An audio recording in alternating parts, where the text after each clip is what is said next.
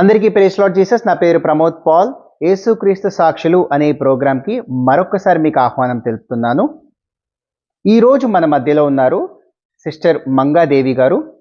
తాను హిందూ కుటుంబంలో పుట్టి విగ్రహారాధన చేస్తూ ఎంతో నిష్ట కలిగిన హిందువుగా తన ఇష్టదైవమైన వెంకటేశ్వర స్వామిని పూజిస్తూ భగవద్గీతని చదువుతూ అలాగే సహస్రనామాలు చదువుతూ అష్టోత్తరాలు చేస్తూ అలాగే ప్రతి మంగళవారము సోమవారము లక్షవారము శనివారము ఉపవాసాలుంటూ ప్రతి కార్తీక మాసంలో ఉపవాసం కట్టిక చుక్క నీరు కూడా తాగకుండా కట్టిక ఉపవాసం ఉంటూ పూజలు పునస్కారాలు చేస్తూ అలాగే ఎన్నో పుణ్యక్షేత్రాలు తిరుగుతూ తిరుపతి అన్నవరం షిరిడి లాంటి ఎన్నో పుణ్యక్షేత్రాలకు తిరుగుతూ తమ భక్తి శ్రద్ధలతో విగ్రహారాధన చేస్తూ ఎంతో నిష్టగా మడిలో పూజలు చేస్తూ ఉండేవారు. అలాగే తన భర్త గారైన మూర్తి గారు కూడా ఎంతో నిష్ట కలిగిన హిందువుగా అయ్యప్ప మాల వేసుకుంటూ శబరిమల వెళ్తూ అలాగే అయ్యప్ప స్వాములను అందరినీ పెద్ద స్వాములను పిలిచి 101 మందికి భోజనాలు పెడుతూ అలాగే 101 దీపాలు వెలిగించి దీపారాధన చేసి మరి ఎంతో భక్తి శ్రద్ధలతో మరి తిరుపతి అన్నవరం ఆయన కూడా సాయిబాబా భక్తుడిగా ఉంటూ సాయిబాబా తనకి ప్రత్యక్షం అవ్వాలా, సాయిబాబా తనని దర్శించాలా అని ఎంతో ఆశపడి మూర్తి గారి పుట్టినరోజు మరి తిరుపతి వెంకటేశ్వర స్వామికి పెద్ద కళ్యాణం చేస్తూ అన్నవరం సత్యనారాయణ స్వామికి కూడా పెద్ద కళ్యాణం చేస్తూ ఆయన పుట్టినరోజు తన భక్తిని తన యొక్క విగ్రహాలని ఎంతో నిష్టగా శ్రద్ధగా చేస్తున్న మూర్తి గారు అలాగే మంగాదేవి గారు వీరిరువురు మరి భార్యాభర్తలుగా అలాగే మంగాదేవి గారి తల్లి కుటుంబం కానీ అత్తగారి కుటుంబం కానీ అందరు హిందువులే. సో అంత హిందువుల మధ్యలో నిష్టగా పూజలు పునస్కారాలు చేస్తూ మంత్రాలని చదువుతూ ఎంతో భక్తితో పూజ చేస్తున్న మంగాదేవి గారి జీవితంలోకి అలాగే మూర్తి గారి జీవితంలోకి యేసుక్రీస్తు ప్రభు ఎలా వచ్చారు, ఎలా వీరిరువురు విగ్రహారాధన అంతటిని విడిచిపెట్టి యేసు ప్రభువే నిజమైన దేవుడని ఎలా తెలుసుకున్నారు, ఎలా వారు మరి ఇంతవరకు యేసుక్రీస్తులో కొనసాగారు. ఈ గొప్ప మహాసాక్ష్యాన్ని సిస్టర్ నోటితోనే మనం స్వయంగా విని మనందరం ఆత్మీయంగా బలపడి ఎంతో మందిని ఆత్మీయంగా బలపరుస్తూ యేసుక్రీస్తు నామాన్ని మహింపరుద్దాం. రండి. Praise Lord sister. Praise Lord అండి. ప్రభు నామానికి స్తోత్రం. మీ అందరికీ నా వందనాలు. నా సాక్ష్యం చెప్పాలనే దేవుని కృపను బట్టి నన్ను అలాగా ఈ బిడ్డలు నా దగ్గరికి వచ్చి సాక్ష్యానికి నన్ను సిద్ధపరిచారు. నా సాక్ష్యం మీకు తెలియచేయాలనుకుంటున్నాను. నేను ఒక హిందూ కుటుంబంలో పుట్టిన దాన్ని. మా గ్రామం గొల్లపాలెం గ్రామం. మా నాన్నగారు గొల్లపాలెం మున్సిపు గారి అమ్మాయిని నేను. మా నాన్నగారికి 10 మంది సంతానం, 5 అన్నదమ్ములు, 5 అక్క చెల్లెళ్ళు. నేను మూడో అమ్మాయిని. నేను పెద్ద కూతుర్ని. మా నాన్నగారి ఇంట్లో చాలా భయభక్తులతో మేము మాట్లాడితే చాలు ఎవరికి వినపడకూడదు అనేటటువంటి ఆ కుటుంబం మా నాన్నగారిది. మేము గట్టిగా మాట్లాడకూడదు కూడా అని అటువంటి కుటుంబంలో ఉన్న నేను, నాకు వివాహం జరిగింది. మా వారు మూర్తి గారు రైల్వే చీఫ్ టికెట్ ఇన్స్పెక్టర్. మా వారు రైల్వేలో జాబ్ చేసేవారు.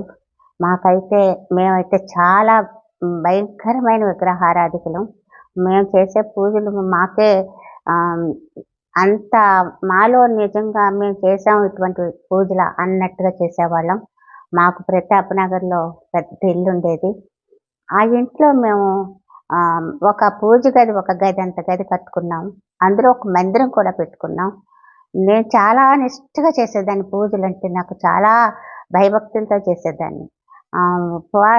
స్నానం పిల్లలు లేచిపోయి వాళ్ళకి మళ్ళీ స్కూల్కి వెళ్ళాలి, వాళ్ళకి నేను అన్నీ చేసి ఇవ్వాలి అని నేను తెల్లవారుజామున లేచిపోయి స్నానం చేసేసి నేను 1-2 గంటలు అలాగా ఆ పూజ గదిలో ఉండి భగవద్గీత, సహస్రనామాలు, అష్టోత్తరాలు చేస్తూ ఆ పూజల్లో ఏ వారం పూజకు ఆ వారం తగినట్టుగా నేను అక్కడ చేయాల్సినవన్నీ పూజలు పుష్పాలు అన్నీ పెట్టుకుని నేను చేసేదాన్ని. నాకు అంత నిష్ట. నాకు అసలు నిజంగా నేను ఆ భక్తి అలాగంత లీనమైపోయినట్టు చేసేదాన్ని. కార్తీక మాసాలు వచ్చినాయి అంటే చాలా ఉపవాసాలతోటి, కార్తీక పౌర్ణమి వచ్చిందంటే నోములకి కావాల్సిన పిండి వంటలు అన్నీ కూడా మడి బట్టలు తడిపి ఆరేసుకుని కర్ర ముక్కతో తీసుకుని అవి తీసుకుని ఎవ్వరు ముట్టుకోకూడదు అన్నట్టుగా నేను ఆ బట్టలు కట్టుకుని నేను అలాగా పిండి వంటలు తయారు చేసేదాన్ని. అంత నిష్టగా చేసేదాన్ని. తులసి కోట పెట్టుకొని తులసి కోట దగ్గర తెల్లవారుజామున నక్షత్రాలు వెళ్ళిపోకుండా పూజ చేయాలని చెప్పేసి దీపాలు పెట్టేదాన్ని. అంత నిష్టగా చేసేదాన్ని. ఆ పూజలంటే నాకంత పిచ్చనమాట. ఆ మంగళవారం అంటే ఆంజనేయ స్వామి భక్తురాలిని. ఆ మంగళవారం చేసేదాన్ని. బుధవారం ఈయన అయ్యప్పల గుళ్ళకెళ్ళారని ఆ బుధవారం చేసేవాళ్ళం. లక్షవారం సాయిబాబా భక్తి అంటే ఇంకమ్మ సాయిబాబా విషయంలో కూడా అంత నిష్టగానే ఉండి పూజ చేసేదాన్ని. శుక్రవారం అంటే లక్ష్మీదేవి అని శుక్రవారాలు చేసేదాన్ని. శనివారం వెంకటేశ్వర స్వామి అంటే మాకు ఒక కుల దైవము అన్నట్టుగా ఉండేవారం. అలాగ మా తిరుపతి వెళ్ళడం, మా వారి పుట్టినరోజు వచ్చిందంటే తిరుపతి ప్రతి సంవత్సరం మా జనాంగాన్ని అందరినీ కూడా మా బంధువులు ఎందరు ఉన్నారు, మా అన్నదమ్ములు, మా అక్క చెల్లెలు అందరం కలిసి ఒక సరదాగా అలా వెళ్ళిపోయేవాళ్ళం. కళ్యాణం చేయించేవాళ్ళం.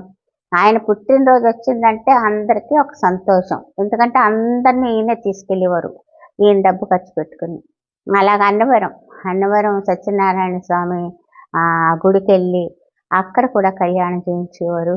ఆయన పూజలంటే ఆయనకి ఎంత నిష్టో చెప్పలేను. ఆయన కూడా అలాగే నాకులాగే పూజ గదిలో కూర్చోవడం, పూజలు చేయడం చేసేవారు. మా అమ్మాయి కూడా చేసేది కార్తీక మాసాలు. తను కూడా ఉపవాసాలు ఉండేది.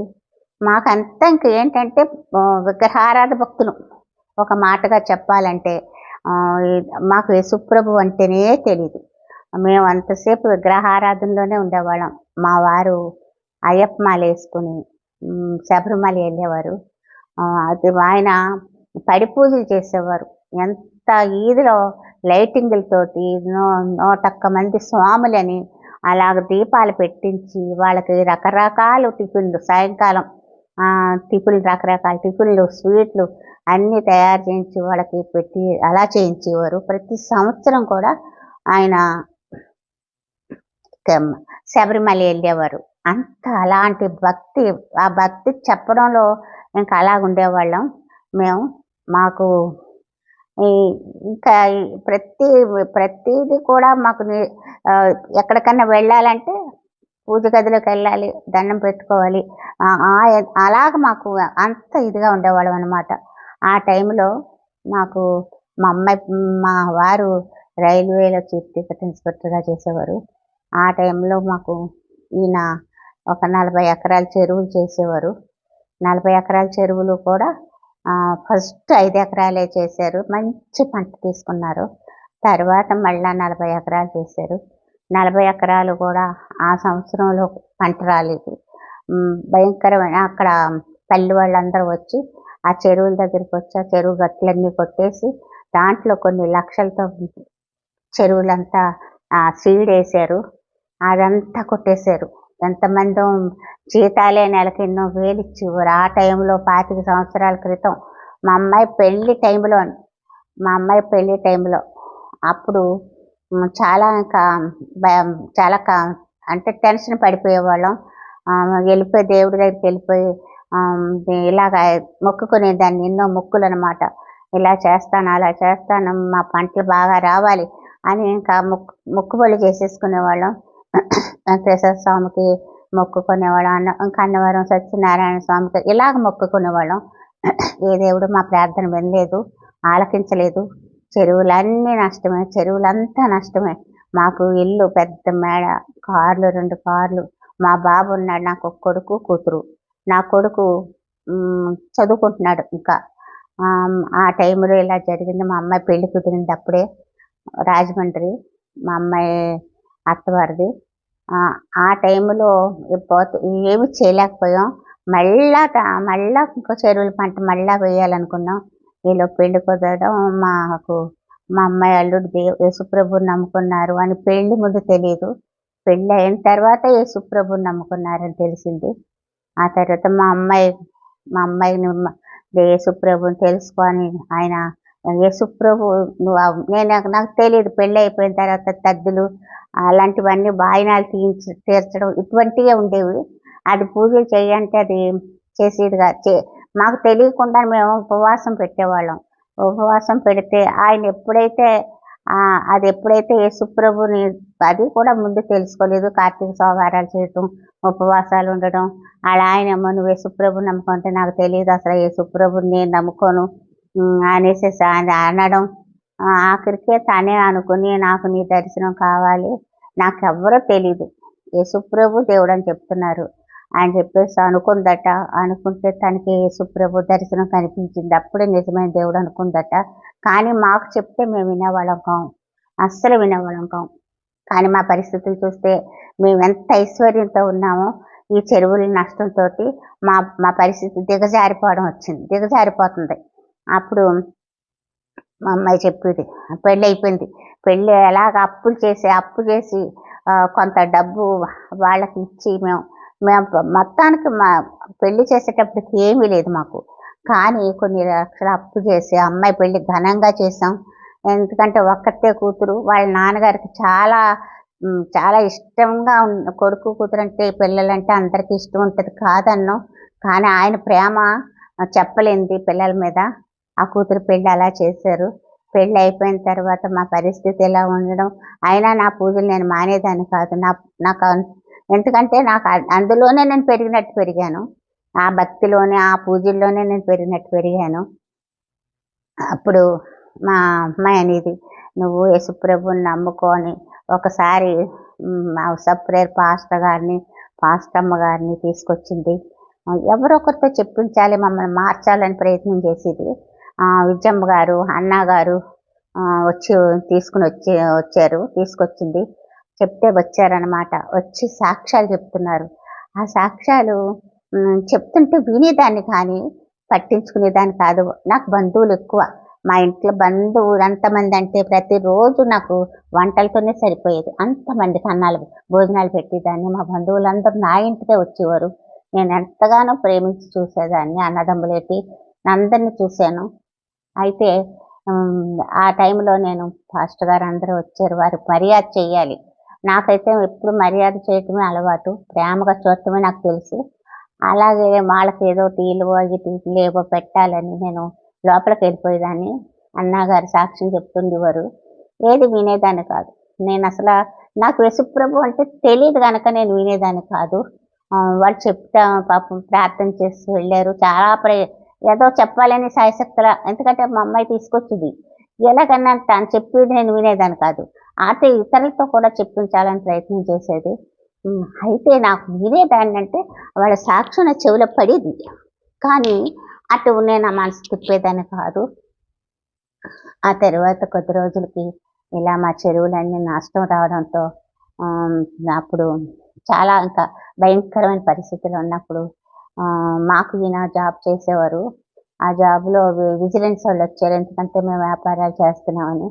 వస్తుంటే మాకు భయమేసింది. విజిలెన్స్ వాళ్ళంటే భయమే కదా మరి. అలా భయమేసింది. భయం వేస్తే అప్పుడు అందరూ ప్రార్థన చేసుకుందాం రా యేసుప్రభు మనం ఎప్పటికైనా అని చెప్పేసి అంది మా అమ్మాయి. అప్పుడు ఇద్దరం గదిలోకి వెళ్ళి మోకాళ్ళేసి ప్రార్థన చేసాం. ప్రభువా ఎటువంటి నాకు ఆ ప్రభువా అనడం కూడా తెలీదు అప్పటికి.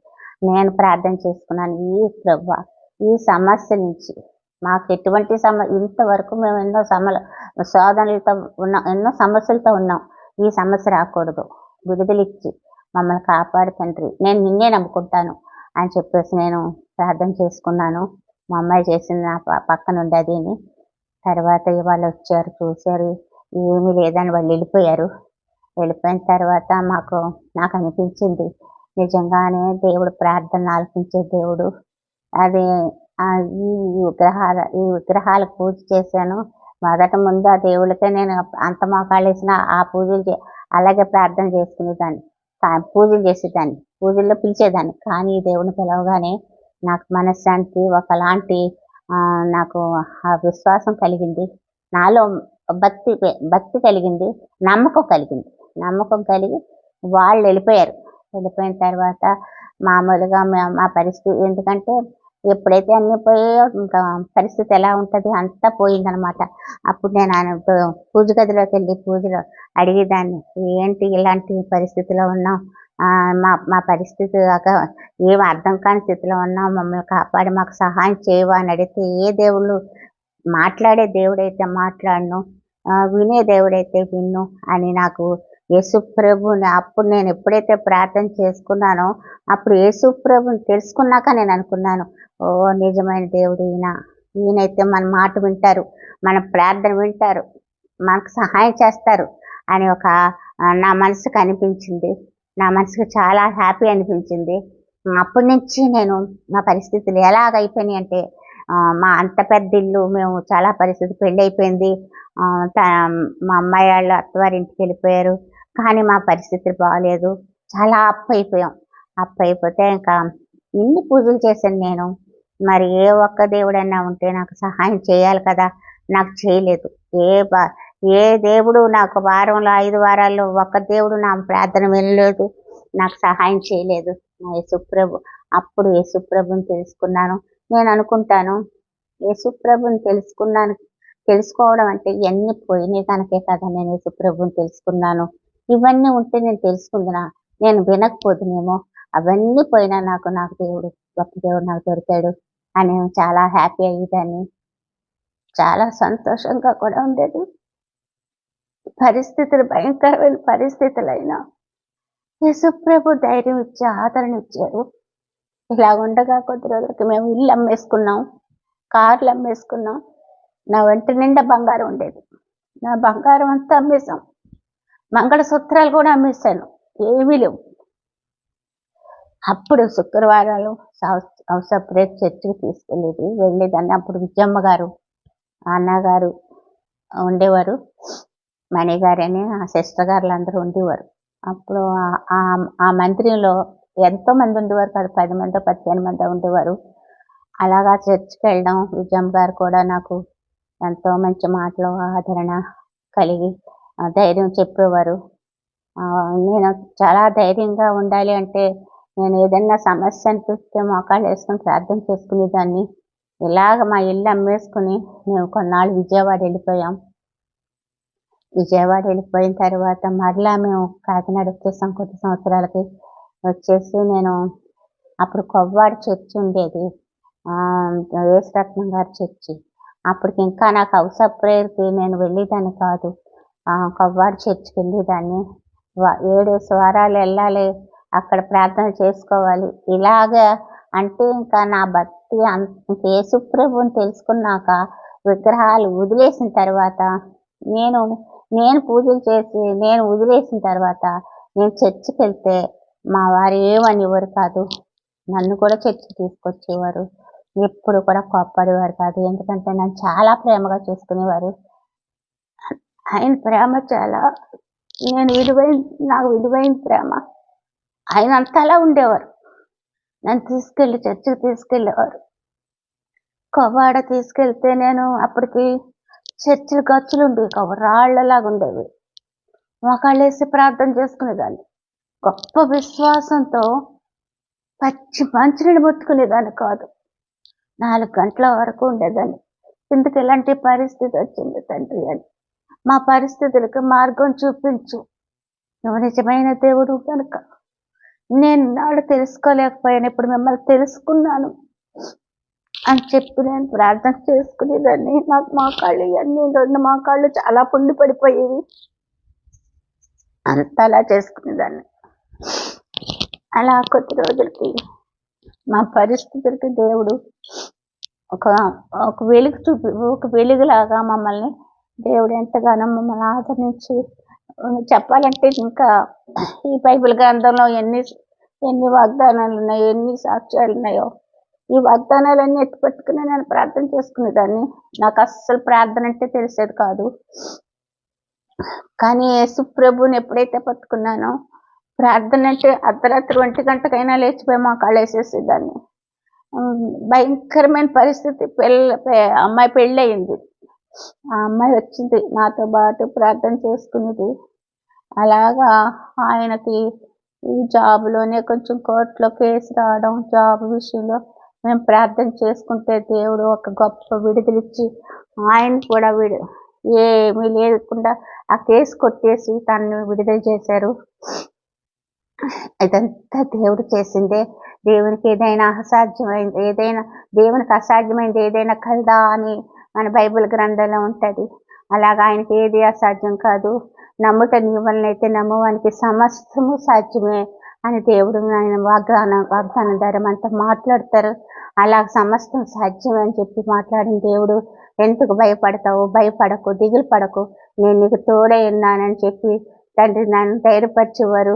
ఇదిగో నా హస్తం నీ చేతితో పట్టుకుంటా, నా కుడి హస్తంతో, నా దక్షిణ హస్తంతో నిన్ను ఆదుకుంటానని మాట్లాడేవారు. ఎన్నో బైబిల్లో వాగ్దానాలతో నన్ను దేవుడు ఎంతగానో ఆదరించేవారు. అటువంటి పరిస్థితుల్లో మరలా ఆయన జాబ్ ఆయనకి రావడం దేవుడు ఎంతో అద్భుతకరంగానే మరలా మేము కాకినాడ వచ్చేసిన తర్వాత మాకు ఇల్లు లేదు. మా అబ్బాయి బాధపడేవాడు. జాబ్ కార్లు ఉండి, బళ్ళు, స్కూటర్లు ఉండి, అన్నీ ఉండి అవన్నీ పోయినాయి. చదువుకోలే. ఎంసీఏలోకి వచ్చాడు పీజీ చేయడానికి. కానీ డబ్బు లేదు, ఫీజులు కట్టాలన్నా డబ్బు లేదు. నేను అందరికీ చేశాను కానీ నాకు ఎవ్వరు సహాయం చేయలేదు. నా వాళ్ళే నాకు సాయం చేయలేదు. నేను చేశాను కానీ నన్ను చూడలేదు ఎవరును. చూడకపోయినా నేను ఒక దేవుడి వైపు చూసుకున్నాను.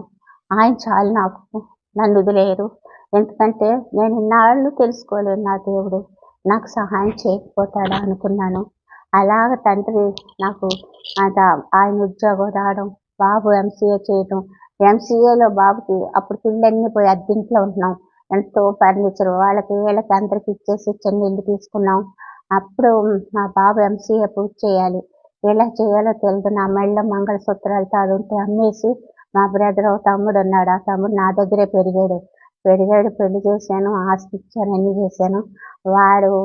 వాడికి ఇచ్చా డబ్బు, నువ్వు ఫైనాన్స్ అన్నా చేస్తే ఆ డబ్బుతో అన్న ఈ పిల్లడు ఫీజు కట్టచ్చు అనుకుని మా బాబుకి దీంతో ఒక నెలకి ఫీజు అతి కష్టం మీద కట్టాను. తర్వాత ఆడ 3 సంవత్సరాలది ఆ ఎంసీఏలోని మా అబ్బాయి వెళ్ళి లెక్చరర్ గారు ఎక్కడే ఐడియల్ కాలేజీ కాదండి, గుర్తు రావట్లేదు. ఆయన ప్రిన్సిపాల్ గారు చక్రవర్తి అండి అబ్బాయి పేరు. చక్రి, నువ్వు 2 సంవత్సరాలు 1 సంవత్సరంలో ఎగ్జామ్ రాయగలుగుతావా అని అడిగాడట. అప్పుడు మాతో వాళ్ళ నాన్నగారితో, మా ఇద్దరితో కూడా మా అమ్మాయితో ఒక స్నేహితుల కింద ఉండేవాళ్ళం. ఇలా చేయమని అంటున్నారు అంటే ప్రార్థన చేద్దాం బాబు, నువ్వు వెళ్ళని చెప్పేసి పంపించాం. వాడు 2 సంవత్సరాలు 1 సంవత్సరంలో ఎంసీఏ పూర్తి చేసుకుని మంచి ర్యాంక్తో పాస్ అయ్యాడు.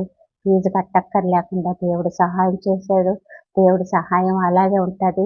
ఆయన మనకి కంటికి కనపడం, చెవికి వినపడం, హృదయానికి గోచరం కాదని దేవుడు మాటలు వాగ్దానాలు మనకుంటాయి. అలాగుంటుంది. ఆయన ప్రేమ అటువంటిది. తన బిడ్డలను బాధపడినవాడు, అలా మమ్మల్ని బాధపడినిచ్చేవాడు కాదు. కానీ ఎంతో భయంకరమైన పరిస్థితి అయినా సరే ఆ టైంకి మాకు తెలియదు. అంత మాకు ఆదరణగా ఉండేది. మా అబ్బాయి ఎంసీఏ పూర్తి అయిపోయింది. మేము ఎక్కడో అద్దెంట్లో ఉంటున్నాం రైల్వే స్టేషన్ దగ్గర. ఆ తర్వాత మా అబ్బాయి జాబ్ వచ్చింది, చిన్న జాబే. జాబ్లోనే ఫారినర్స్ అందరూ వచ్చి ఇంటర్వ్యూ జరుగుతుందన్నాడు. అమ్మ నేను యుఎస్ వెళ్ళడానికి నాకు ఇంటర్వ్యూకి వచ్చారు అన్నాడు. అంటే బాబు నువ్వు వెళ్ళమ్మా, నువ్వు అక్కడ ఇంటర్వ్యూ చెయ్యి, మేము ఇక్కడ ప్రార్థన చేస్తాం అని చెప్పేసి ఫోన్లోని ప్రతిదీ అడుగుతాడు, ప్రార్థన చేయమంటాడు, చెప్తే అప్పుడు నేను మట్టుకే సుప్రభునే అడిగేదాన్ని. అలాగా మా బాబు వెళ్తుంటే అక్కడ గేట్ దగ్గర గేట్ మ్యాన్ ఉంటాడు కదా, ఈ అబ్బాయి ఏంటి అంతమంది పెద్ద కాన్ఫరెన్స్ హాల్ లాగా ఉంటుందట, చుట్టూ చాలా మంది పార్ట్నర్స్ అందరూ ఉన్నారట. ఇదేంటి అబ్బాయి వెళ్తున్నాడు, ఈ అబ్బాయికి ఇంటర్వ్యూలో ఏమొస్తుంది అని చెప్పేసి అనుకున్నారట వాళ్ళు. అనుకున్నది కూడా తర్వాత చెప్తున్నారన్నమాట. వెళ్ళాడు, వెళ్ళి 1-2 గంటలు చేశారండి. ఆ 1-2 గంటలు కూడా నేను ఇక్కడ ప్రార్థనలో ఉన్నాను. నేను ఇక్కడ ప్రార్థనలో ఉంటాం, అక్కడ పిల్లాడు ఇంటర్వ్యూ చేయటం. వాడు ఎలా చేశానో నాకు తెలియదమ్మా, అంత బాగా చేశాడంటండి. వెంటనే సెలెక్ట్ చేశారు. బాబుని అమెరికా వెళ్ళిపోయాడు. ఏదైనా దేవుని కృప అండి, దేవుని దయ, ఆయన ప్రేమే అది, లేకపోతే ఏది సాధ్యం కాదు. ఎందుకంటే మేము పెంట కుప్పల మీద నుండి పైకి లేవనెత్తే దేవుడు. అటువంటి స్థితి మా స్థితి మరి. మాది చాలా భయంకరమైన స్థితి. ఎంత భయంకరం అంటే నేను ఎంతమందికి ఆదరించి సహాయం చేశాను. ఒక పూట ఒకరు ఉన్నదా లేదా అనే పరిస్థితి. నా చెవులకున్న పోగులు కూడా అమ్మేసుకున్నాను. చెవి దిద్దులు కూడా అమ్మేసుకున్నాను. ఏమీ లేవు. ఒకసారి శుక్రవారం చర్చిలో చెప్తే సుజమ్మ గారు అనేవారు, బాధపడకండి, దేవుడు మీకు సహాయం చేస్తాడు తప్పక అని అనేవారు. అటువంటి పరిస్థితి అస్సలు ఉన్నత స్థితిలో ఉన్న నేను శుభ్రంగా ఏమీ లేని స్థితిలోకి వెళ్ళిపోయాము. అప్పుడు మా బావ అమెరికాలో ఉన్నాడు. అమెరికాలో ఉండి అక్కడి నుంచి మా పరిస్థితికి దారులు మార్గాలు దేవుడు చూపించాడు. ఏదైనా పేదరికం, ఎంత పేదరికంగా ఉన్న మేము మళ్ళా పోగొట్టుకున్నది దేవుడు కొన్ని రెట్లు ఇచ్చాడు. ఇల్లు లేదు మాకు. ఇల్లు లేకపోతే పాస్టర్ గారు ప్రార్థన చేస్తూ, హౌస్ ఆఫ్ ప్రేయర్ పాస్టర్ గారు, అమ్మ ఇల్లు లేని వారి చేతులు ఎత్తండి అన్నారు. అప్పుడు నేను మా వారు కూడా చేతులు ఎత్తాం. 2 ఇళ్ళు ఇచ్చారు. ఇది ఇలా ఉండగా మా వారు చాలా పూజలు చేసేవారు. ఆయన పూజలు చేశారు కానీ యేసుప్రభు దగ్గరికి వచ్చేవారు కాదు. రమ్మని ఎంతో సాక్ష్యాలు చెప్పుతాను ఆయనకి. సాక్ష్యం చెప్తే బలపడతారు కదా అని దినకరణ గారు సాక్ష్యం పెట్టుకుని ఆయన రైల్వే స్టేషన్ నుంచి వచ్చేటప్పుడు కల్లా మళ్ళీ కట్టేసేసి ఆయన ఎక్కువ ఈ రైతు ఇవన్నీ వచ్చేవి. ఆ వ్యవసాయం గురించి అంతగా ఆయన అవన్నీ అంటే ఇష్టం. అవి పెట్టుకునేవారు అనమాట. ఆయన అయ్యేటప్పటికి నేను దినకరణ గారి సాక్ష్యం అయిపోగానే కట్టేసేదాన్ని. ఆయన రైల్వే స్టేషన్ దగ్గరే మా ఇల్లు వచ్చేసేవారు. అలా వచ్చి ఒకసారి ఆయన నన్ను ఎప్పుడు కూడా ప్రతి వారం నన్ను తీసుకెళ్ళేవారు, చర్చకు తీసుకెళ్ళేవారు. మళ్ళీ నేను నడిచి వచ్చేస్తానేమోనని. ఎందుకంటే రావాలి వెళ్ళాలన్నా నేను నా దగ్గర డబ్బులు ఉండే కావు. అలా తీసుకొచ్చేవారు నన్ను. నా కోసం వచ్చేవారు, ఎప్పుడు ఆటంకపరిచేవారు కాదు. ఆయనగా పూజలు చేసుకునేవారు. అలా పూజలు చేసుకున్నా నేను మటుకు ప్రార్థన చేసుకునేదాన్ని. తండ్రి నువ్వే మార్చుకో ప్రభా, నన్ను మార్చుకున్న దేవుడు నువ్వు ఆయన మార్చుకోలేవా? మార్చుకుంటావు, నీ తట్టు తిప్పుకో అని. అది నీ చిత్తమే తండ్రి ప్రభా, నేను చేయలేను కదా అనుకునేదాన్ని. అలాగ ఒకరోజు రైల్వే డ్యూటీ చేసుకుని వచ్చారు. యూనిఫామ్ వైట్ యూనిఫామ్ అయింది. నేను అప్పుడే దినకరణ గారు సాక్ష్యం పెట్టుకుని ఎప్పుడు కూడా ఆయన సాక్ష్యం పుస్తకాలు ఇచ్చేదాన్ని. సాక్ష్య పుస్తకాలన్నీ చాలా ఇష్టంగా చదివేవారు. అయితే ఆ రోజు వచ్చారు వైట్ బట్టలు వేసుకుని, వైట్ డ్రెస్లే ఆయనకి యూనిఫామ్ అంటే. ఆయన వచ్చారు, వచ్చి కూర్చున్నారు. కూర్చుని కాఫీ కలిపించాను. నాకు ఒక రిక్షా అబ్బాయి ఉండేవాడు. ఎప్పుడు వాడు వచ్చి కూర్చునేవాడు అనమాట. వాడికి కాఫీ టిఫిన్లు అయ్యి పెట్టుకుంటాడు. ఆయన వచ్చి దేవి వాళ్ళు ఏంటి సాక్ష్యం అని అడిగారు. ఎప్పుడైనా కూడా సాక్ష్యం అడుగుతుంటారు. ఆ సాక్ష్యం చెప్పేదాన్ని. ఈరోజు దినకరణ గారి సాక్ష్యం అంత అద్భుతం అండి. ఏం తెలుసా, ఒక జడ్జి గారట, ఆయనకి కళ్ళు లేవటండి, కళ్ళు పోయినాయట. పోతే ఎంతమంది డాక్టర్ల దగ్గరికి వెళ్ళినా ఆ కళ్ళు రావని చెప్పేశారట. అయితే ఆయన దినకరణ గారిది మీటింగులు జరుగుతున్నాయంట. ఆ మీటింగులకి వెళ్ళాడట ఆయన. వెళ్ళి ఆ లాస్ట్లో దినకరణ గారి దగ్గరికి వెళ్ళి నా కళ్ళు ఇలాగా పోయినాయి అని ఆయన దగ్గరికి వెళ్ళి బాధపడితే ఆ దినకరణ గారు ప్రార్థన చేస్తుంటే కన్నీళ్ళు బొట్లు పడ్డాయట ఆయన మీద. ఆయన కళ్ళు వచ్చేసినాయటండి. ఇది అంత అద్భుతమా కదా అంటే, అబ్బా చాలా అద్భుతం అనేసి అని ఆయన అనుకుంటున్నారట మనసులో. నాలో కూడా ఏదైనా అద్భుతం జరుగుతా అని అనుకున్నారట. ఎందుకు అనుకున్నారో కూడా తెలియదు. ఆయన మహాభక్తి, సాయిబాబా భక్తి ఆయనకి ఎక్కువ. నాకు సాయిబాబా దర్శనం కావాలి అనేసి అంట. నిష్ట లక్షవారాలు ఇష్టం అంటే స్వీట్ చాలా ఇష్టం. ఆ స్వీట్ కూడా వదిలేసి పూజ చేసేవారు. అంత భక్తి అనమాట. అప్పుడు ఆయన ఇలాగ అనుకునగానే ఏం చేశారు, కాఫీ ఇచ్చాను. ఆ కాఫీ పట్టుకెళ్ళి డైనింగ్ టేబుల్ దగ్గరికి పెట్టి బాధపడుతున్నారు, ఇలా ఉగుర్చేస్తున్నారు ఏదోలాగా. ఏంటి ఇప్పుడే కదా బాగానే ఉన్నారు కదా, ఏమైంది మీకు, ఏమైందంటే బాబోయ్ ఇంకా మాట్లాడకుండా ఒగురుప అరుపుతారు. అలాగుండే ఏంటి బాబు ఏమైంది, నేను అనుకున్నాను హార్ట్ అటాక్ అని వచ్చేసిందేమో అని. యేసుప్రభు ప్రార్థన చేసుకోండి అనేసి అక్కడెక్కడ అన్ని బొమ్మలండి. అటు వంక చూడొద్దు మీరు, ఒక్కసారి ప్రార్థన చేసుకోరా, ఒక్కసారి యేసుప్రభా దావీదు కుమారుడా వచ్చి నువ్వు కాపాడవా, రక్షించవా అనేసి నేను ఏడ్చేస్తున్నాను. ఏడ్చేసి ప్రార్థన చేస్తున్నాను. ప్రార్థన చేసి వెంటనే ఏం చేశానంటే పాస్టర్ గారికి ఫోన్ చేశాను. చెప్పారు విజయ్ కుమార్ గారికి, అమ్మ కంగారు పడకండి అని ఫోన్లో ప్రార్థన చేశారు. తర్వాత ఆయన మెల్లిగా తీసుకెళ్ళి, డ్రైవర్ అక్కడే ఉన్నాడు, చేతులు అన్ని ఇలా రాస్తున్నాడు. అప్పుడు మా అమ్మాయి కాలేదు, మా అబ్బాయి అక్కడ అమెరికాలో ఉన్నాడు, అమెరికా వెళ్ళిపోయాడు కదా. ఇంకా లోపలికి తీసుకెళ్ళి పడుకోబెట్టి ఊళ్ళో ఉన్న మా మరిది గారిని, మా తమ్ముడు వాళ్ళని అందరికీ ఫోన్ చేసేసాం. హాస్పిటల్లో జాయిన్ చేసేసాం. హాస్పిటల్లో జాయిన్ చేసేస్తే డాక్టర్ గారు ఇంకా కొన్ని గంటలే ఇంకా ఆయన లాభం లేదు అనేసి మీ వాళ్ళకి ఫోన్ చేసి పిలిపించేసుకోండి అంటే నేను గోల పెట్టి ఏడ్చేస్తున్నాను. మా నాన్నగారు కూడా చాలా కంగారు పడ్డారు. చాలా కంగారు పడి ఏమీ తోచలేదు, ఎవ్వరికీ ఏమీ తోచలేదు. నేను మట్టుకు బైబిల్ గ్రంథం పట్టుకెళ్ళి నేను ప్రార్థన చేసుకుంటున్నాను. అప్పుడు దేవుడు నాకు ధైర్యం చెప్తూ దేవుడు నాతో మాట్లాడారు. ప్రభా ఏంటి తండ్రి ఇలా ఎందుకు జరిగింది అని చెప్పేసి నేను చాలా ఏడ్చేస్తున్నాను బైబిల్ పట్టుకెళ్ళి. ఆయన అలా పడుకుని ఉన్నారంతే. అప్పుడు భయపడకు, మరణాన్ని తప్పించే యెహోవా నేనే అని దేవుడు నాతో మాట్లాడారు.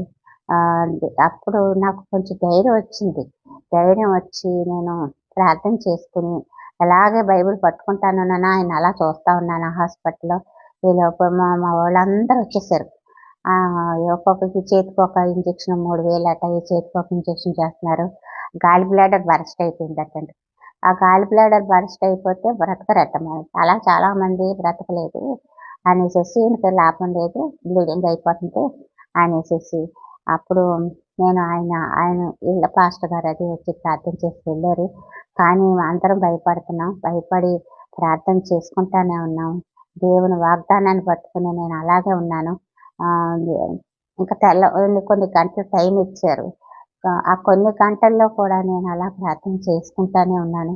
తండ్రి నువ్వేనైనా తండ్రి నువ్వు ముట్టి స్వస్థపరచు నాయనా, నువ్వు ప్రాణం పోయి నువ్వు ఈ బిడ్డని ఒక సాక్షిగా నిలబెట్టుకో, నువ్వు ఒక అద్భుతం చెయ్యి, మా కుటుంబాలకే ఒక సాక్షిగా అనేక మందికి సాక్షిగా ఉంటారు అని చాలా ప్రార్థన చేసుకున్నాను.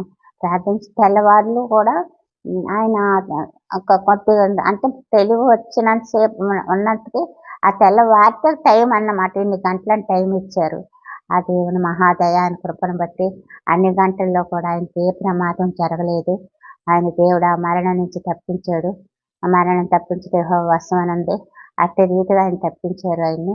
అప్పుడు దేవుళ్ళు ఆయనకి కొద్దిగా విశ్వాసం కలిగింది. కలిగినా కూడా ఆయనలో మట్టుకు మరలా అటువైపే ఉండేది. అప్పుడు నేనేం చేశానంటే హాస్పిటల్ నుంచి వెళ్ళేటప్పటికే మా ఇంట్లో అన్ని విగ్రహాలు ఉంటాయి, పెద్ద పెద్ద ఫోటోలు, గబగబా ఫోటోలు అన్నీ తీసేసాను. అవి తీస్తే మళ్ళీ మనసు ఎక్కడ మారిపోతాను. అవి తీసాక లోపలికి వచ్చారు.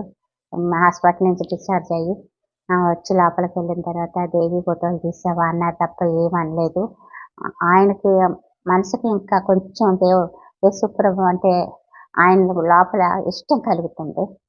ఏమనలేదు. లేకపోతే అన్ని విగ్రహాలే. లోపలికి వెళ్ళాము. లోపలికి వెళ్ళిపోయిన తర్వాత ఆయనకి దేవుడు ఆయన కూడా నేను మెల్లిగా దేవుడి గురించి చెప్పాను. మా వాళ్ళందరూ వచ్చేసారు. దేవుడు ఎంతో అద్భుతం చేశాడు, ప్రాణం పోసాడు దేవుడు.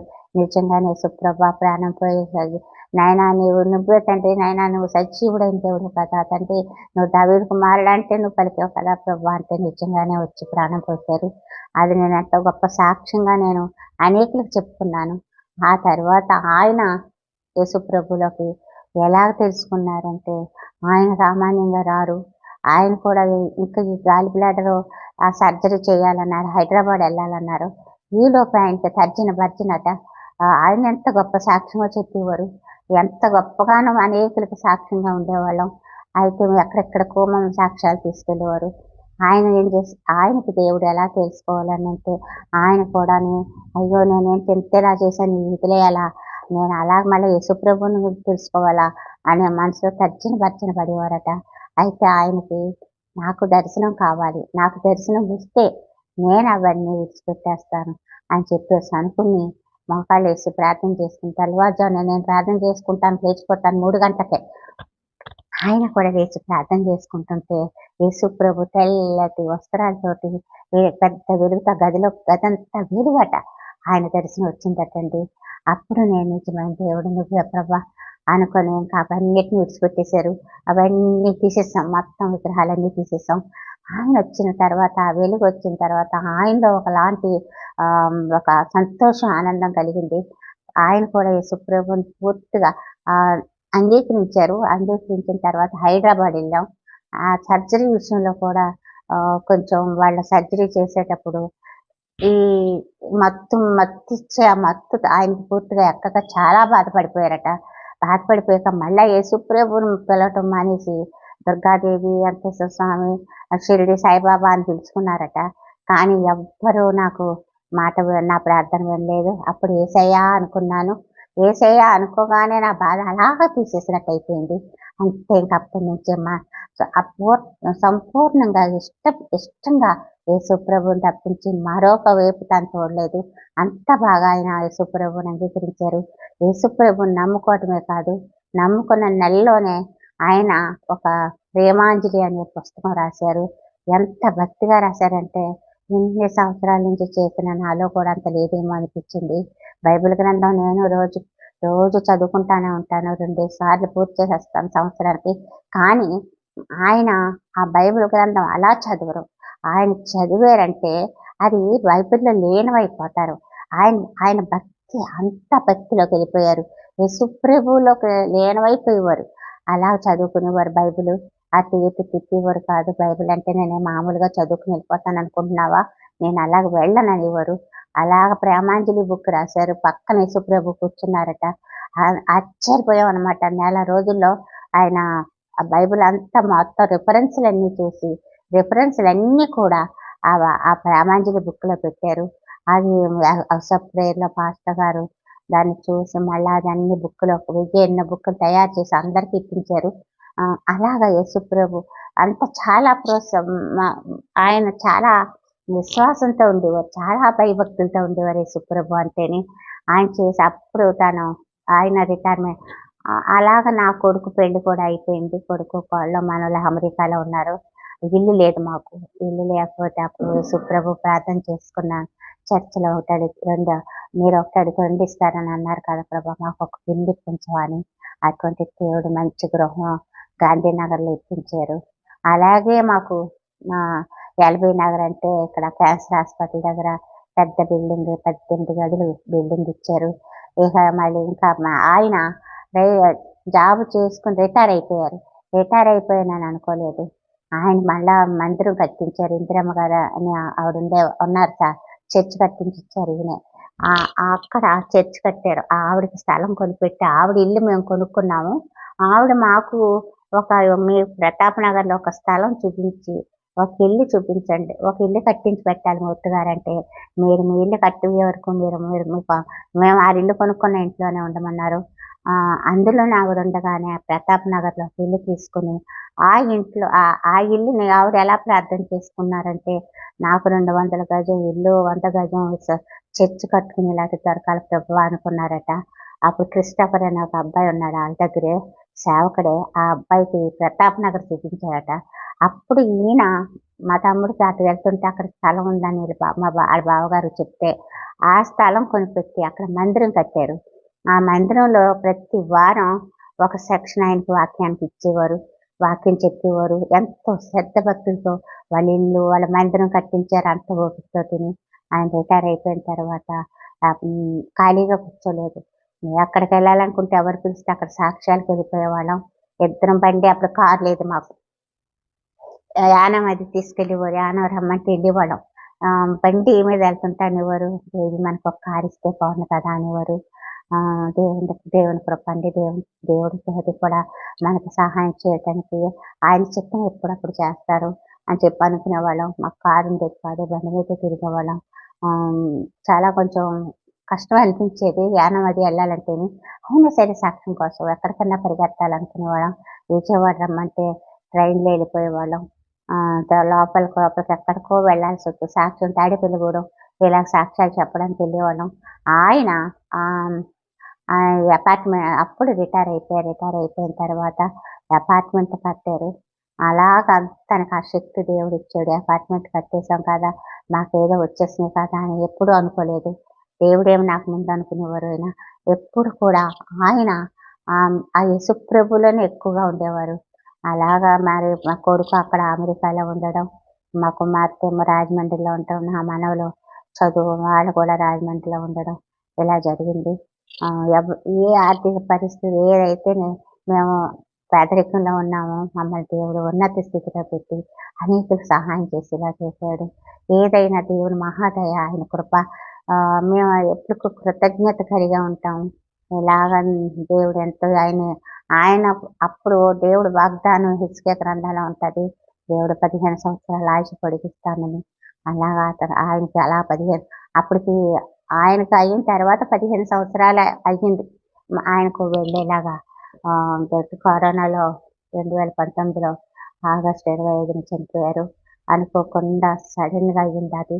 తర్వాత మాకందరికీ కొంచెం మనోవేదన, అది మర్చిపోలేని పరిస్థితుల్లో మేము వేరే చోటకి రావాల్సొచ్చింది. ఆ తర్వాత మేము దగ్గరలో ఇక్కడ శైలం వర్షిప్ మందిరం అని ప్రసాద్ పాల్ గారి చర్చికెళ్ళాము. ఇలాగే ఉండగా ఫస్ట్‌లో కొంత సాక్ష్యం మధ్యలో వదిలేసాను. మా కోడలు మా కోడలికి పిల్లలు పుట్టలేదు. పెళ్ళైన తర్వాత 7 సంవత్సరాలయిపోయింది. పిల్లలు పుట్టకపోతే మేము ప్రార్థన చేసుకున్నాం. మాకు గర్భఫలం ఇవ్వచ్చు బహుమానం అని దేవుని వాగ్దానం వచ్చింది. ఆయనకి ఇద్దరు పిల్లల్ని చూపిస్తున్నాడట. ఇద్దరిని పక్కన ఒకరిని ఎత్తుకున్నట్టు దేవి నాకు ఇద్దరు పిల్లల్ని చూపిస్తున్నారన్నారు. అయితే దేవుడు అద్భుతం చేస్తాడండి అనుకున్నాం. అలాగే ఇద్దరు కవల పిల్లలు పుట్టారు. వాళ్ళకి ఆ బాబు, పాప అని. అలాగ బాబు జీవితం అక్కడ అమెరికాలో వాళ్ళు సంతోషంగా ఉన్నారు. ఒకసారి మేము ఫ్లైట్‌లో వస్తున్నాం. ఫ్లైట్‌లో వస్తుంటే పిల్లలకి ఐదో నెల ఆరో నెల అనుకుంటానండి. కొంచెం సరిగ్గా గుర్తులేదు. ఫ్లైట్‌లో వస్తుంటే సరిగ్గా దుబాయ్ దుబాయ్ వచ్చాము. వేరే ఫ్లైట్ మారాం. అక్కడి నుంచి ఇంకా బాబు ఏడవటం మొదలుపెట్టాడు. విపరీతమైన ఏడుపు. అస్సల గుక్క తిప్పుకోకుండా ఏడ్చేస్తున్నాడు. చాలా భయమేసేసి నాకు కంగారొచ్చేసింది. ప్రభువా నువ్విచ్చావు బిడ్డలు. నువ్వే కాపాడుకో. నువ్వు బ్రతికించుకో. ఏమైనా కీడు జరగకూడదు. ఏమి ఆగట్లేదు. హైదరాబాద్ వచ్చే వరకు ఏడుస్తూనే ఉన్నాడు. ఎక్కడ దుబాయ్ నుంచి హైదరాబాద్ వచ్చి తట్టుకోలేకపోతున్నాం. అప్పుడు దేవుడు నా ఏడుపు నుంచి కాపాడి అలాగెంతగానో బిడ్డని రక్షించాడు. ఇలాగే ఎవరో ఇద్దరు ఆ ఫ్లైట్‌లో వస్తుంటే ఆ అమ్మాయిని తీసుకొస్తుంటే ఆ అమ్మాయి ఏడుపు ఆపలేక అందులో ఫ్లైట్‌లోనే చనిపోయిందట. కానీ మాకు యేసుప్రభు ఉండబట్టే మా మనవడికి కీడు జరగకుండా కాపాడాడు. ఇలాగ నేను చెప్పాలంటే సాక్ష్యాలు చాలా ఉన్నాయి. చాలా అద్భుతాలు మేము చూసాం. మమ్మల్ని నిజంగా దేవుడు ఇలా నిలబెట్టాడంటే కేవలం ఆయన కృప, ఆయన దయ. చాలా ఎందుకంటే మా అమ్మాయి చాలా ఇదిగా ఉంటది. విశ్వాసంగా ఉంటది. చాలా తను తెల్లవారుజామున లేసి ప్రార్థన చేసుకుంటది. అలాగే మా మనవరాలికి మంచి సంబంధం వచ్చింది. సప్రేరిజం గారి తమ్ముడు గారి కొడుకు. అనుకోని విధంగా అంత మంచి కుటుంబం. వాళ్ళంతా భక్తులే. వాళ్ళందరూ భక్తులే. యేసుప్రభు భక్తులే. మేము యేసుప్రభుని అడిగేవాళ్ళం. ఈ బిడ్డలకు మంచి వివాహాలు జరగాలి. మంచి బిడ్డలు కావాలి. విశ్వాసం కలిగిన బిడ్డలు కావాలి. మేమేమి వెతుక్కోకూడదు, కష్టపడకూడదు అనుకునేవాళ్ళం. అలాగే మేమేమి వెతుక్కోలేదు, కష్టపడలేదు. వాళ్ళ తమ్ముడు గారు అబ్బాయిని మా మనవరాలికి ఇచ్చారు. ఆ కుటుంబం కూడా ఎంతో మంచిగా మాతో మేము కలిసి ఉంటున్నాము. అటువిధంగా మా మనవడికి కూడా మంచి అమ్మాయి వారి ద్వారానే రమణ గారి ద్వారానే మా అమ్మాయి గారు వియ్యంకుడు గారి ద్వారానే మంచి బిడ్డని ఆ బిడ్డడికి ఇచ్చారు. ఆ బిడ్డడి జీవితం అది రీసెంట్‌గా మ్యారేజ్ అయింది అబ్బాయికి. అలాగే మా మనవరాలు హ్యాపీగా ఉన్నారు. వాళ్ళిద్దరూ అమెరికాలో ఉన్నారు. ఇలాగ అన్ని దేవుడు చేసిన కార్యాలు ఇవి చెప్పలేను నేను. చాలా అద్భుత కార్యాలన్నమాట. అలాగ ఆశ్చర్యకరంగా మా జీవితాలు నిలబెట్టారు. నిజంగా ఏ సమస్య వచ్చినా, ఏ అవసరత వచ్చినా నేను యేసుప్రభు దగ్గరికి వెళ్తాను. కన్నీటితో ప్రార్థన చేసుకుంటాను. నువ్వే ఉన్నావు తండ్రి అని. ఆ సమస్య నాకు మబ్బులా విడిపోతది. అలాగ దేవుడు ఎంతో అద్భుతకరంగా మమ్మల్ని నిలబెట్టాడు. మా అన్నదమ్ములు, మా అక్క చెల్లెళ్ళు నా ద్వారా, మా అమ్మాయి ద్వారా మా అమ్మగారు, మా నాన్నగారు, మా తమ్ముడి కుటుంబం, మా చెల్లెల కుటుంబం అందరూ రక్షింపబడ్డారు. నేను బొట్టు తీసేశానని నా బంధువులందరూ కూడా బొట్టు తీసేసావు, నువ్వు ఏదోలా ఉన్నావు అని ఎవరంత బొట్టు పెట్టుకున్న దాన్ని ఇన్ని వస్తువులు వేసుకునేదాన్ని. లక్ష్మీదేవిలా లక్ష్మీదేవిలా ఉన్నావనేవారు. తర్వాత నువ్వు బొట్టెందుకు తీసేసావంటే, ఆ బొట్టు ఒక సాక్ష్యంగా నాకు ఉండేది. నేను యేసుప్రభువుని నమ్ముకున్నానని చెప్పడానికి. అలాగ నేను ధైర్యంగా బొట్టు తీసేసాను. బొట్టు తీయడానికి భయపడలేదు నేను. ఆయన కూడా అనేవారు కాదు. ఇలాగా మా బంధువుల్లో చాలా మంది యేసుప్రభువుకి సాక్ష్యం చెప్పడానికి నాకు దేవుడిచ్చిన దేవుని కృప. ఇలాగ అనేక మందికి సాక్ష్యం చెప్తూ ఎంతో మంది అన్నమాట. మా ఇంట్లో పనమ్మాయి ఉండేది. ఆ అమ్మాయికి కూడా చెప్పి సువార్త చేస్తే ఆ అమ్మాయి నమ్ముకుంది. ఇలాగ అందరూ నమ్ముకోవడం, కొంతవరకు చాలా మంది ఇలాగ సాక్ష్యం దేవుడికి ఎంతో ఇష్టమైన ఇష్టం దేవుడికి సాక్ష్యం అంటే అని అనుకునేదాన్ని. ఎవరికన్నా కూడా నేను సాక్ష్యం అలాగే చెప్పాను. నేను చర్చికి తీసుకున్నాను. ఇంకా టైం తీసుకుంటే బాగుండు అనుకునేదాన్ని. అలానే అక్కడ వాక్యానికి మళ్ళా టైం సరిపోదని ముగించేదాన్ని. వాళ్ళందరూ నా దగ్గరికి వచ్చేసేవారు. ఎంత గొప్ప సాక్ష్యం, మీరు ఎలాగ నిజంగా మళ్ళాని ఎంతగా మీరు పట్టుకున్నారని మాకు చేత కాదని అవసరప్రేయర్లో ఆవిడైతే నిజంగా నన్ను దేవి గారనే పిలిచేవారు. నన్ను ఇస్తేరని ఎవరు ఇస్తేరని పిలిచేవారు కాదు. నా పేరు మంగాదేవి. అయితే నన్ను ఇస్తేరని అవసరప్రేయర్ పాస్టర్ గారు పెట్టారు. నా భర్త గారు ఏఎస్ మూర్తి గారు, సత్యనారాయణమూర్తి. ఆయన పేరు సోలంరాజు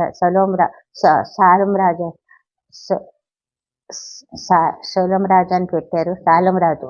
సాల్మన్ రాజు అని పెట్టారండి. అలాగా ఆయన పేరు, అలాగా నా పేరు, అలాగని నా దగ్గరికి వచ్చేవారు. ప్రార్థన చేయించుకునేవారు. అవసర ప్రేయర్లో కూడా సాక్ష్యాలు చెప్పించేవారు. ఇలాగ ఎన్నో ఆశ్చర్యపడారు. యేసుప్రభు నిజమైన దేవుడు, ఆయన సత్యం, నేనే సత్యం, నేనే జీవం, నేనే మార్గం అన్నది అక్షరాల నిజం. ఆయన మార్గం ఏంటో, ఆయన సత్యం ఏంటో, ఆయన జీవం ఏంటో మనం తెలుసుకున్నాము. ఎంతగానో నేను యేసుప్రభుని చాలా భక్తిగా నేను ప్రార్థించుకుంటాను, విశ్వాసంగా ఇప్పటికీ నేను తెల్లవారుజాను మోకాళ్ళు వేస్తాను. 1 గంట సేపు నేను మోకాళ్ళలోనే ఉంటాను. అందరూ అడుగుతారు, మీరు మోకాళ్ళు ఎలా చేసి ప్రార్థన చేస్తారు? దేవుని దయ, ఆయన శక్తి, ఆయన బలం అందుకుంటాను. నేను అలాగే ప్రార్థన చేసుకుంటాను. నాకు స్పాండిలైటిస్ వచ్చింది. డాక్టర్ గారు, అమ్మ నువ్వు వంగకూడదు, మెడలు వంచకూడదు, నువ్వు కింద కూర్చోకూడదు అని డాక్టర్లు ఎన్నో చెప్పారు. అయినా సరే నాకు మోకాళ్ళు వేస్తే కానీ నాకు ప్రార్థన చేసుకున్నట్టే అనిపించదు. అలా ప్రార్థన చేసుకుంటాను. అలాగ దేవుని మహాదయ, ఆయన కృపను బట్టి ఈరోజు 2 కార్లు ఇచ్చారు, ఎన్నో ఇల్లు ఇచ్చారు. మరి పోగొట్టుకుని చెప్పాలి అనుకుంటే నేను ఎంతైతే పోగొట్టుకున్నామో అంత ఇచ్చారు. నా బిడ్డలు, నా మనవలు అందరూ సంతోషంగా ఉన్నారు.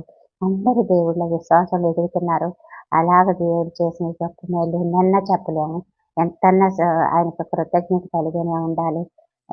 ఎంతో మేలు చేసిన యేసుప్రభు దయను బట్టి ఈ గొప్ప సాక్ష్యం దేవుడు దీవించిన కాక. ఈ బ్రదర్ గారు వచ్చారు, నాకు తెలియదు, హైదరాబాద్ అట. మేము యూట్యూబ్లో ఇలా సాక్ష్యం చెప్తామని మేము అనుకోలేదు. అంత విశ్వాసంతో వచ్చి ఇలాగ ఎంతమందిని నిజంగా ఇలాగ చెప్తే లోకం అంతటికి సాక్ష్యం తెలుస్తుంది కదా అని నాకు అనిపించింది. ఆయన ఫోన్ చేయగానే నాకు మీరు సాక్ష్యం చెప్తారమ్మా అని జేమ్స్ గారు అడిగారు. తప్పకుండా చెప్తాను. అలా హైదరాబాద్ నుంచి వచ్చారట ఆ సిస్టర్ గారు, బ్రదర్ అని వారికి కూడా నా వందనాలు చెప్పుకుంటున్నాను. దేవుడి సాక్ష్యం దీవించిన కాక. ఆమె చాలా వందనాలమ్మా, చక్కని సాక్ష్యాన్ని మాతో పంచుకున్నారు. సో ఈ సాక్ష్యం ద్వారా దేవుని నామం మహింపరచబడును గాక. ఆమేన్. సో మీ సిస్టర్, మీ సాక్ష్యం వింటే మీరు చాలా నిష్ట కలిగిన హిందూ, మీరు కానీ మీ భర్త గారు కానీ మీ ఇంటి వారందరూ కూడా. సో మీరు చూసుకుంటే సోమవారం మీరు శివుడి పూజలు, మంగళవారం ఆంజనేయ స్వామి పూజలు, బుధవారం అయ్యప్ప స్వామి పూజలు, గురువారం షిరిడి సాయిబాబా పూజలు, శుక్రవారం లక్ష్మీదేవి పూజలు, శనివారం వెంకటేశ్వర స్వామి పూజ. అంటే ఇంత నిష్టగా ఉపవాసాలతో మీరు నిష్టగా పూజలు పునస్కారాలు చేస్తున్నారు. సో మరి ఎప్పుడైతే మీరు యేసుప్రభుని నమ్ముకున్నారో, ఈ విగ్రహాలను అంతా విడిచిపెట్టి యేసుప్రభుని నమ్ముకున్నారో, సో మరి ఇంకా మీ కుటుంబంలో నమ్ముకొని వారు ఉంటారు కదా, ఫ్రెండ్స్లో కానీ కుటుంబాల్లో కానీ, మరి వారు మిమ్మల్ని వ్యతిరేకించారా? అంటే ఏంటే నువ్వు ఎంత భక్తి చేసి ఇన్ని పూజలు చేసి నువ్వు వెంటనే అందులో దిగిపోయావు అనేవారు. నేను ఎందులోకి దిగిపోలేదు. నేను యేసుప్రభుని నమ్ముకున్నా, నిజమైన దేవుడు తెలుసుకున్నాను. అంటే ఎందుకే బాబు మతం మార్చేసుకున్నావు అని కూడా మా ఫ్రెండ్స్ అదే అనేవారు. అంటే మా ఊళ్ళు అనేవారు. కొంత వాళ్ళకి బాధ అనిపించేది. ఆ తర్వాత వాళ్ళు మేము ఎలాగ దేవుళ్ళో ఎదుగుతూ మేము ఎలాగ ఆశీర్వదింపబడ్డామో తెలుసుకొని వాళ్ళే ఆ, మళ్ళా ఏమి అనేవారు కాదు. ఇక కొంతమంది మా సిస్టర్స్ అది కూడా నన్ను బట్టి మా అమ్మాయిని బట్టి తెలుసుకున్నారు. వాళ్ళు కూడా దేవుళ్ళ బాగా ఆశీర్వదింపబడ్డారు. ఎవరైతే దేవుడు నమ్ముకోలేదో మా వాళ్ళు కొంచెం శ్రమల్లోనే ఉన్నారు. దానికి దీనికి కూడా వ్యత్యాసం కనబడుతుందండి. ఆ రకంగా వాళ్ళందరూ యేసుప్రభు గొప్ప దేవుడు అని తెలుసు. నన్ను ప్రార్థన చేయమనేవారు, ప్రార్థన చేయించుకునేవారు, మా అమ్మాయి చెప్పేవారు, ఇలాగ ప్రార్థనలు మట్టుకు చేయించుకునేవారు. ఆ రకంగా ఇంకా వాళ్ళు ఏమి మాట్లాడడానికి అవకాశం లేకుండా దేవుడు గొప్ప కార్యం చేశారు. అవునండి, దేవుడు చాలా వందనాలు సిస్టర్. మీ సాక్ష్యం వింటే ఎప్పుడైతే ఆ విజిలెన్స్ వాళ్ళు మీ ఇంటికి వస్తారు ఈ ఆస్తి గురించి అని అన్నప్పుడు మీలో ఒక భయం, కలవరం పుట్టినప్పుడు అప్పుడు మీరు మీ అమ్మాయి చెప్పడం ద్వారా మీరు యేసుప్రభుకి ప్రార్థన చేశారు. సో అక్కడ మీరు యేసుప్రభు యొక్క అద్భుతాన్ని లేదా ఆయన మీ ప్రార్థన విని మీకు సమాధానం అంటే మీరు ఇది సహాయం చేస్తే నమ్ముకుంటాను అని మీరు తీర్మానం తీసుకున్నారు. ఎవ్వరూ మమ్మల్ని ఏ రకమైన ఇబ్బందులు పెట్టకుండా వాళ్ళంతటి వాళ్ళు వెళ్ళిపోవాలి అలాగ తండ్రి చేస్తే మటుకు నేను మిమ్మల్ని నమ్ముకుంటాను అనుకున్నాను. సో అలా దేవుడు గొప్ప కార్యం చేయడం బట్టి అక్కడి నుంచి మీకు యేసు ప్రభువులో విశ్వాసం అనేది మొదలైంది. సో మీరు కూడా ఒకప్పుడు హిందూ కాబట్టి మీకు ఎవరన్నా డబ్బులు ఇచ్చారా, మీరు డబ్బులు తీసుకొని యేసు ప్రభుని నమ్ముకున్నారా? అసలు ఆ సమస్య లేదండి. అని మేము డబ్బులు ఇవ్వడం అనేది తీసుకోవడం అనేది మాకు దేవుని నామానికి అవమానకరం అండి. మేము అసలు ఆ రకమైన భక్తి మాది కాదండి. మా భక్తి అంతా ఇతరులకు ఒక ఆశీర్వాదకరంగా ఉండాలి. మేము కూడా అనేక మంది పేదలకి, అనాథ పిల్లలకి బట్టలు ఇవ్వడం, వాళ్ళకి భోజనాలు పెట్టడం, ప్రతి సంవత్సరం కూడా మా బాబు పుట్టినరోజుకి 50 మంది 40 మంది ఉంటారు. పిల్లలకు బట్టలు, బ్యాగులు, పుస్తకాలు వాళ్ళకి అన్నీ చేసి ఇస్తాం తప్ప ఎవ్వరు పేదవాళ్ళంటే వాళ్ళకి ప్రతి సంవత్సరం నేను బట్టలు కొని అందరికీ పంచుతాను. దేవుడు మమ్మల్ని ఎప్పుడు పెట్టి చేయగానే చేసేది తప్ప చేయి చాచి చేయలేదండి. అందరికి హెల్ప్ చేస్తామండి. ఎవరైనా లేని వాళ్ళు ఉన్నారంటే వాళ్ళకి సహాయం చేస్తాం. ఇదండి. సో ఇది కేవలం పుకారే అయితే అంతే అండి. అలాగా ఎవరో తీసుకున్నారు అనేది అది మరి అది దేవుడికి అవమానం అవుతుంది తప్ప మేము ఎట్టి పరిస్థితుల్లో కూడా అటువంటి పని మేము చేయలేదండి. మాకు అవసరం లేదండి. మేమే ఇతరులకు పెట్టాలక తప్ప మేము తీసుకోవాల్సిన అవసరం మనకు లేదండి. చాలా సంతోషం సిస్టర్. అయితే ఇప్పుడు సరే మీరైతే తీసుకోలేదు, మీకు ఎవరన్నా అలాగా తారసపడ్డారా ఇలా ఇస్తాము మీరు రండి అని? లేదండి, ఎవరు రాలేదు. ఓకే. సో ఇది కేవలం పుకార్ అంటే ఇంతమంది హిందువులు నిష్టగా పూజలు చేసేవారు యేసుప్రభుని నమ్ముకుంటున్నారు అని ఇది ఒక పుకారు, అంటే డబ్బులు తీసుకొని మతం మారుతున్నారు అనే ఒక పుకారు లేపుతున్నారు. సో అది కేవలం పుకారే, మీకు అలాంటిది ఏం జరగలేదు అంటారు? లేదండి, అది కేవలం పుకారే అండి. అది మాకు మొత్తం ఎట్టి పరిస్థితుల్లో జరగలేదు. ఓకే. లేదు ఏమన్నా మనకు అవమానం ఉండి అలాగా. చాలా వందనాలు సిస్టర్, చక్కని సమాధానం ఇచ్చారు. కానీ ఎప్పుడైతే మీ భర్త గారికి ఈ గాల్ బ్లాడర్ ప్రాబ్లం వచ్చిందో సో అప్పుడు మీరు ప్రార్థన చేసుకున్నప్పుడు దేవుడు గొప్పగా స్వస్థత ఇచ్చాడు. మామూలుగా అయితే అది ఎవరు అంత ఈజీగా దాని నుంచి బయటపడరు అన్నారు. ఎవరో ఎంతో మంది చనిపోయారటండి. ఈ గాలి బ్లాడర్ ఆయన వచ్చిన పరిస్థితి కూడా అటువంటిది. గాలి బ్లాడర్ బస్ట్ అయిపోయి ఇంటర్నల్ బ్లీడింగ్ అయిపోవటం ఇదంతా కూడా భయంకరమైన పరిస్థితి అండి. ఆయన బ్రతకరని డాక్టర్లే చెప్పేశారండి. కానీ యేసుప్రభు ఆయన ప్రాణం పోసి ఆయన సాక్షిగా నిలబెట్టుకుని ఆయన నమ్ముకునేలా చేసి ఆయన అనేక మందికి సాక్షిగా నిలబెట్టుకున్నారండి. అక్కడి నుంచి మీ విశ్వాసం బలపడింది. చాలా వందనాలు సిస్టర్, చక్కని సమాధానం ఇచ్చి మా ప్రశ్నలకు ఓపికగా సమాధానం ఇచ్చారు. సో విన్నారు కదా సిస్టర్ మంగాదేవి గారి అద్భుత సాక్ష్యాన్ని, సిస్టర్ ఎస్టర్ గారి సాక్ష్యాన్ని. మరి తన జీవితంలో తను ఎంతో నిష్టగా భక్తి శ్రద్ధలతో తను పూజలు, పునస్కారాలు, నోములు, వ్రతాలు చేస్తూ మరి తన ఇష్ట దైవాల్ని కొలుస్తూ పుణ్యక్షేత్రాలకు వెళ్తూ తను తన భర్త ఇద్దరు తన కుటుంబం అంతా సంతోషంగా మరి వారు విగ్రహారాధన చేస్తూ ఉన్న సమయంలో మరి వారికి ఎంతో భయంకరమైన అనారోగ్యాలు కానీ తర్వాత భయాలు కానీ నష్టాలు కానీ కలిగినప్పుడు మరి వారు యేసుక్రీస్తు ప్రభువుని మరి తన కుమార్తె ద్వారా వారు యేసుక్రీస్తు ప్రభువుని తెలుసుకొని ప్రార్థించినప్పుడు దేవుడు గొప్ప కార్యాలు వారి జీవితంలో చూసి వాళ్ళని స్వస్థపరిచి ఆశీర్వదించి దీవించి మరి వారిని ఉన్నత స్థితిలో యేసుక్రీస్తు ప్రభు ఉంచారు. కాబట్టి మీరు కూడా ఏదో కారణం వల్ల ఏదో సందేహాల వల్ల ఇంకా యేసుక్రీస్తు ప్రభు నమ్ముకోకుండా ఉంటే ఈరోజే మీరు కూడా యేసుక్రీస్తు ప్రభు చెంతకు రండి.